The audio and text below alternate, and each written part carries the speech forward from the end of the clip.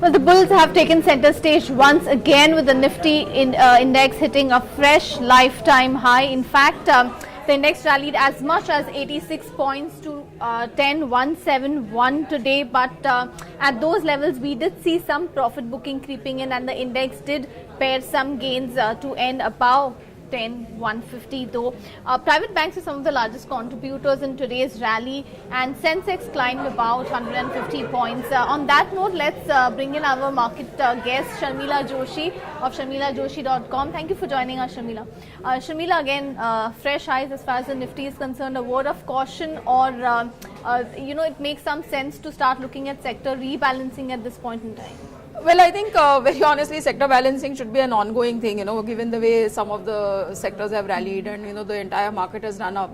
But what I did like about the market today was the fact that, you took out the previous high right at the open, and you could sustain at that level. So, even though you say you did a high of 10171, you ended pretty much there at 10151, which sort of seems to suggest that this is a rally that you can build on further.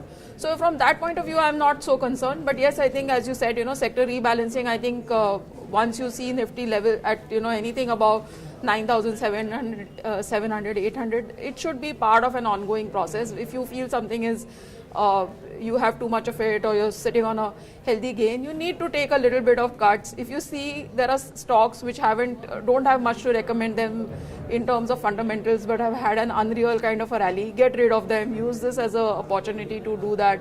Use this run up as an opportunity to do that. So yes, I think definitely sector balancing is very much on the cards, but I don't think there is really anything to be concerned about.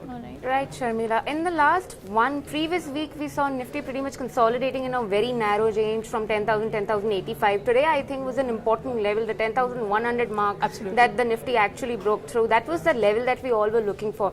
Having said that, I'd like to understand how strong are we fundamentally placed to hold on to such kind of valuation that the Nifty is seeing right now? Because the Nifty PE at 24 times is almost higher than its 5-year, long-term 5-year average PE. Your comments? So I think we've stopped looking at that very honestly, because if you're talking of PE levels, then yes, I think these are the highest ever. I think 26 times is what I believe it is, and that's we know in the past what has happened when market has gone above those levels. But that said, yes, there is a sense this time that every time and for instance, in this whole last month and a half, we've seen FIs being steady sellers. So never have we, in the recent, I don't know, many 5 or 6 years, have we ever seen a market rally day after day, day after day, day after day, in spite of the fact that there is such heavy selling from the FI community. So obviously, somewhere the domestic buying is balancing that, and you're really seeing you are now part, as many people have suggested, part of a larger picture where there is a global rally in equities. So you're not the only market rallying. So this has really nothing to do with fundamentals, because this kind of the kind of earning season that we've had would not suggest a market at this level ever. I mean, all the concerns are there, whether it is NPAs, whether it's margins, all the concerns are there, but in spite of that, market is rallying. So we are part of a larger global rally, and we have to content ourselves and be happy about that and just take it from there, really. So you would participate by adding on positions at these levels? Now that's a tricky question, because yes and no. I mean, if you do get the kind of dips that we saw where we did see market go to 9,800, definitely I use that dip to add. But at the current levels, I'm a little worried again. I'm waiting to see, as we were saying, that this is a level that sustains before you do fresh buying. And also what the approach that I've sort of taken over the last year or so is to do an SIP, identify stocks you like, keep adding those, as and when you have funds. Rather than take an absolutely new position at this point in time. For that, I think the opportunities are sort of becoming lesser and lesser.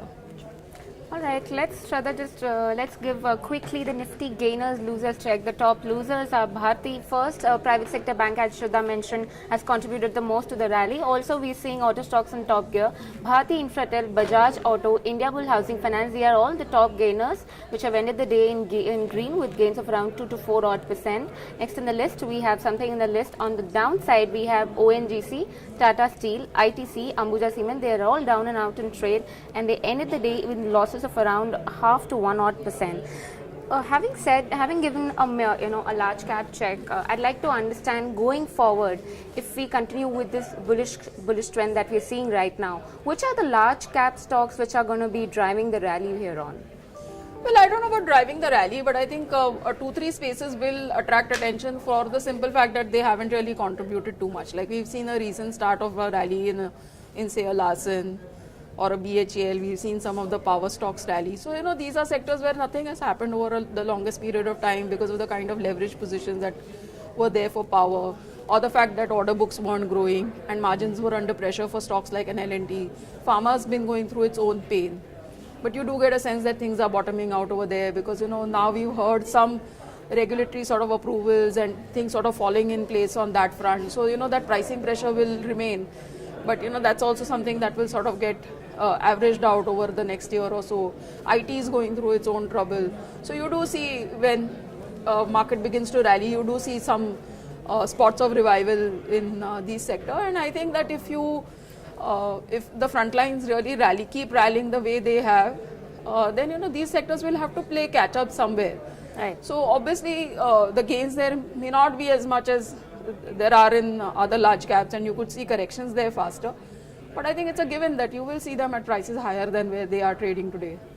As you just said that we will see some sort of revival or green shoots in these sectors like IT and pharma. Anything specific that you like from these counters? Well, I think for IT, I like a TCS or a Tech Mahindra at these levels from the large caps. And I think in pharma, I like a Sun Pharma and I like a Lupin. Right, so we've seen some rebound as far as IT stocks are also concerned after some positive commentary came in from Accenture in terms of pricing. So far, nobody was talking about being confident as far as pricing in US is concerned. But you had an IFL report which suggested that Accenture had given positive comments on that. Plus, we've seen some sort of movement as far as rupee is concerned, so there could be some triggers as far as IT stocks are concerned given the fact that they have underperformed. But Sharmila, do you see any value in oil marketing companies after the sell-off that they saw last week? Well, I don't really see the reason for the sell-off also. I mean, we did see the stocks rally after that because you got that sort of confirmation from the government that they're not likely to cut prices, because I think that's the biggest overhang.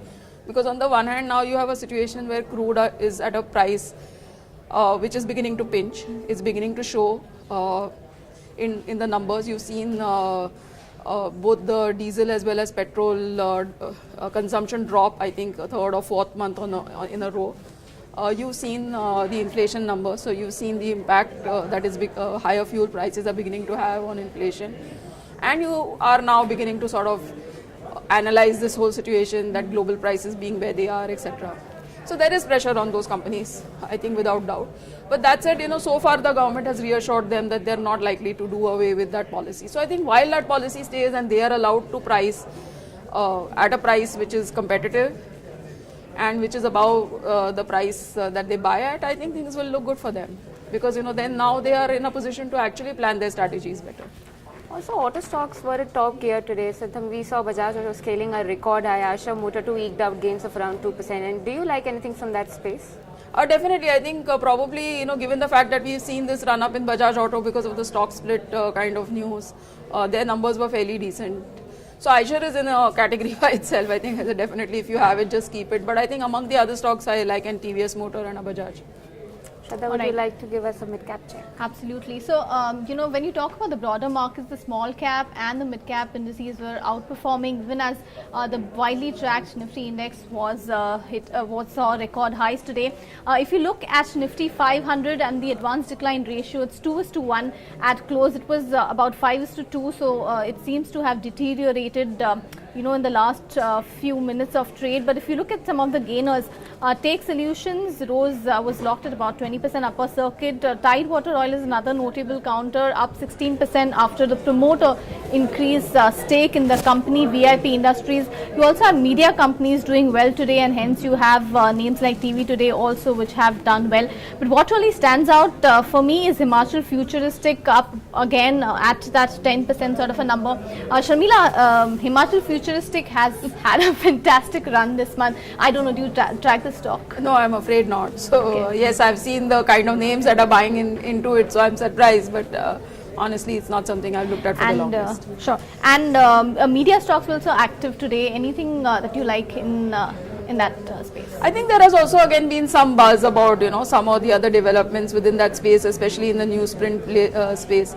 But I think I will stick to stocks like a PVR or an Eros or a Z Media more than some of these new names that are cropping up. Alright, Sharmila, your view on metal space, especially the steel producers, because the government has asked them to curb, to make efforts for the steel makers to keep the prices below 40,000 per ton. So, do you think any profit picking going forward could be witnessed in such counters? It's definitely a damp now because at the end of the day, after a long time, you had this kind of a revival. But I think in that sense, given the fact that they have received a lot from government in terms of support because of the China factor, etc., and things, they've made things better for them. Therefore, I think they are in that sense probably. This was in the coming sort of. I don't think that you could have endlessly seen prices getting increased. But that said, I think if you have a decent enough demand picture, then I think things could continue to look good for the metal space. So I think a lot now depends on whether we see a demand revival and really capital formation, more capex really coming in post-monsoon more than anything else. Alright, a last question from my side. We have seen some amount of subdued trend in cement stock past 2 to 3 odd session. Do you think traders could now look into entering into such stocks, or do you still think the valuation of these stocks remain lofty? Valuations are lofty without doubt, given where capital utilization, etc. is. But yes, to just refer back to what we were talking of earlier, that what are the sectors that you could look at going forward if market stays in this kind of a mood. Then I think definitely cement is one of the sectors that should be on your horizon, simply because it's in direct correlation, is directly correlated to your GDP. So if you're really expecting that revival to come in your economy, then cement is a sector that you should be looking at. And just as what we were talking just a while earlier about metals, a large reason will be what kind of demand recovery we see. Right. So if you continue to see that and you continue to see pricing staying firm across regions, then yes, I think that will be a sector that will join the rally. So far it's been very selective. So anything that you'd like in that space? I do like an India Cement within the space. I do like a Ambuja Cement in that space. But you have to be, as I said, even these stocks will sort of do much better if you actually see that demand recovery reflecting across the sector. Sure. All right, and lastly, some of the newly listed companies also deserve a mention. You had Dixon Technologies, which ended with a premium of 63% over the issue price. Bharat Road Network did not see a similar fate, closed very close to its issue price itself. But with that, we would like to thank you for joining us with all your advice, Sharmila. It brings us to an end to this session of Market Trap. But for any more news, please do log on to www.bloombergquint.com, and we will see you back tomorrow at the same time.